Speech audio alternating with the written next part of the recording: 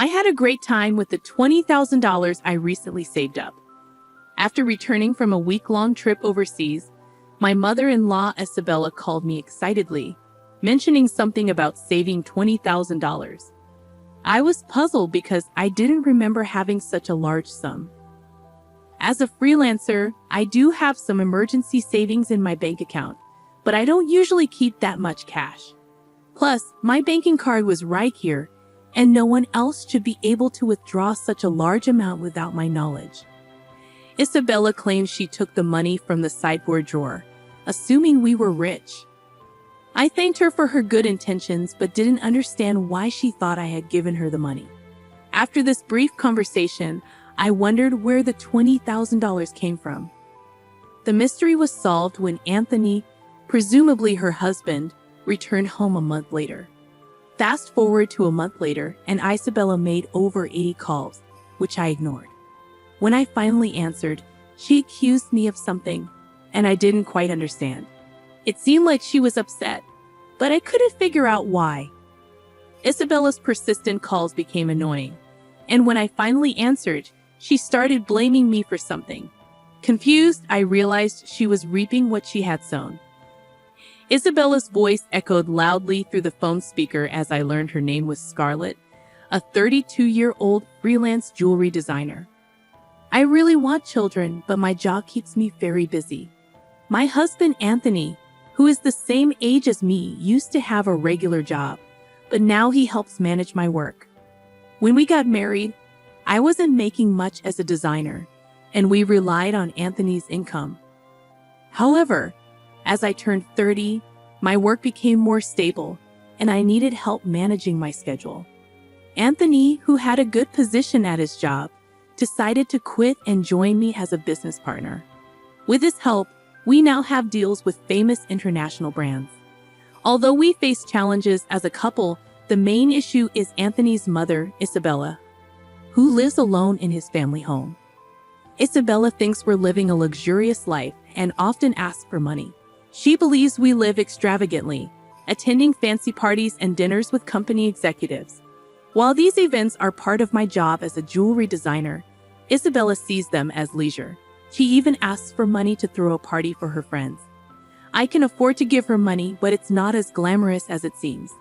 These events are expensive, and I have business obligations that I can't refuse.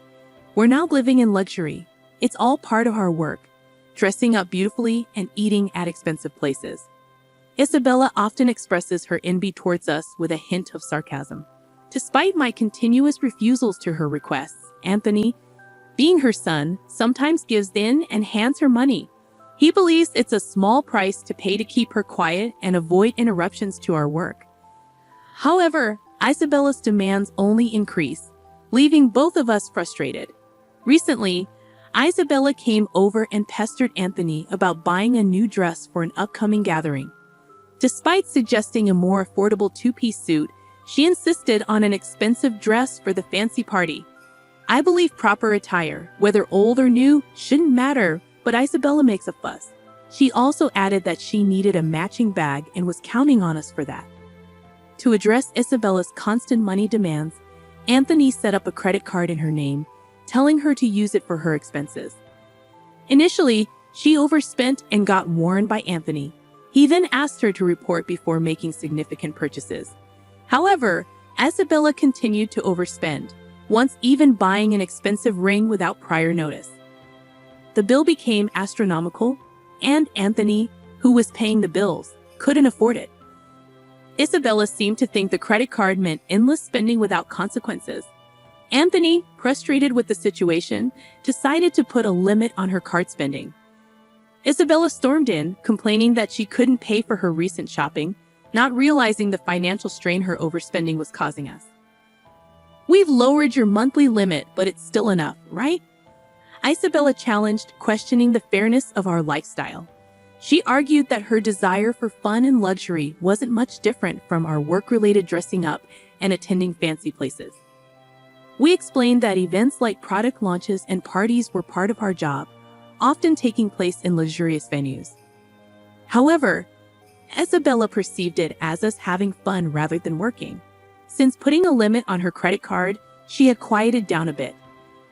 Occasionally, she would come to our house and complain to Anthony, but life went on without major issues. As the year-end approached, a foreign brand approached me with a proposal to expand our business overseas. Excited about the opportunity, I saw it as a chance to join the ranks of top-tier designers. Anthony, handling things as my manager, saw it as a rare opportunity we had to take. However, there was a concern about Isabella. Given her past behavior, it was plausible that she might want to come with us. When we told her about our plans that weekend, she reacted just as we predicted. Isabella insisted we were trying to trick her and live even more lavishly overseas. Anthony tried to explain that it was for work, not leisure, but Isabella wouldn't give up, fearing we planned to move there permanently. "We'll come back after our work settles down overseas," I reassured Isabella. She seemed worried that our plans would leave her behind. Both Anthony and I were exhausted from this circular argument. We couldn't take her with us, but Anthony, worn out from convincing her, suggested paying for a week-long trip for her instead. "Really? Are you sure?" Isabella half-happily accepted, and Anthony promised to cover her flight and hotel expenses. However, the peace didn't last long. A few days later, while Anthony was busy with overseas arrangements, Isabella visited our house. "Anthony said that, but I want to shop over there too. Can you give me some money?" she requested. I asked about the card Anthony had given her, and she admitted he had taken it away, fearing she might misuse it with different currency rates overseas. I explained that I couldn't give her money without Anthony's approval. Isabella left, raising her voice, and over the New Year's, she went on a 7-day trip abroad. Upon her return, Isabella revealed an unbelievable truth. She called me excitedly, sharing her experiences and mentioning she had overspent on souvenirs. Feeling fed up, I asked about the money she claimed I had saved up for her. I had no recollection of such money, and the situation took an unexpected turn. I had some savings in my bank account for business emergencies, but Isabella couldn't possibly withdraw cash from it. Despite what she claimed, I had no memory of it. She said she found $20,000 in our house's sideboard drawer, and I was confused about why such money would be there. I couldn't imagine us keeping such a large amount of cash at home. I told Isabella that if she took money from our house without permission, it amounted to theft, even if she's family. I emphasized the seriousness of the situation, especially if Anthony had set the money aside for an important deal. There hadn't been any disruption in our business dealings or payments while Isabella was on her trip.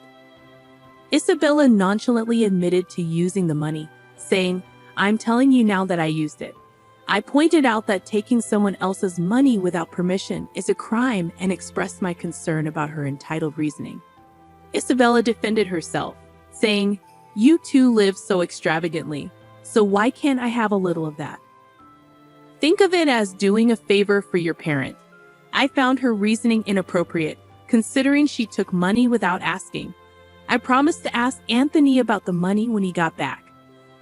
Isabella believed Anthony would understand, being his only mother, and claimed that $20,000 wasn't much to him.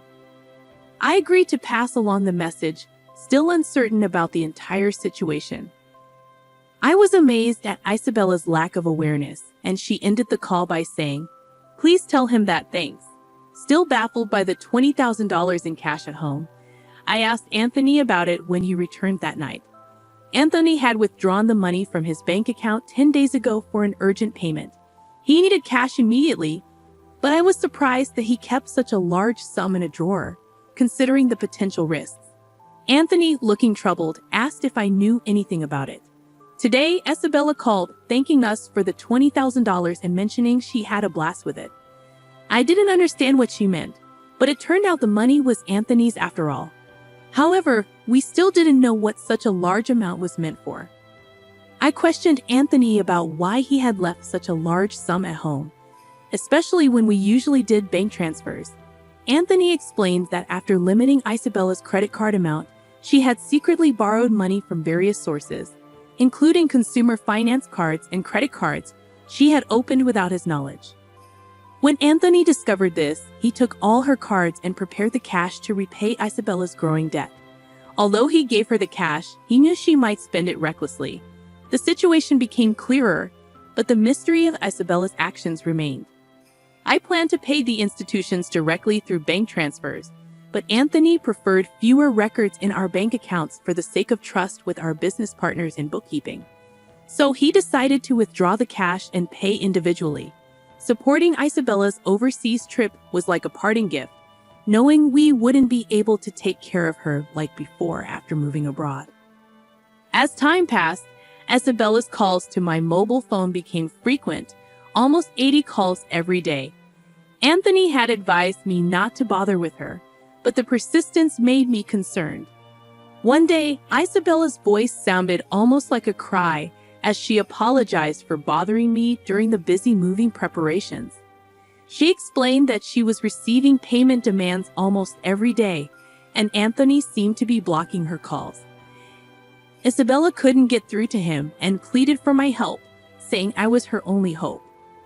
I was surprised that Anthony would take such a drastic step with his own mother. If he had used the money he prepared to pay off Isabella's debts, this situation might have been avoided. Now, Isabella was inundated with collection letters from finance companies and consumer lenders, facing non-stop collections calls and seeming helpless to do anything about it. It was a scene I had only seen in dramas before. I mentioned it to Anthony, but I couldn't predict his response. Isabella pleaded for help, saying it was a son's duty to assist his mother. The call ended, and I told Anthony about it when he returned home, but he dismissed it coldly, stating that Isabella wasted the opportunity herself. Despite the continued calls from Isabella, I decided to block her number, following Anthony's lead. While I wished I could help, being Anthony's mother meant there was nothing I could do if he had chosen to ignore her.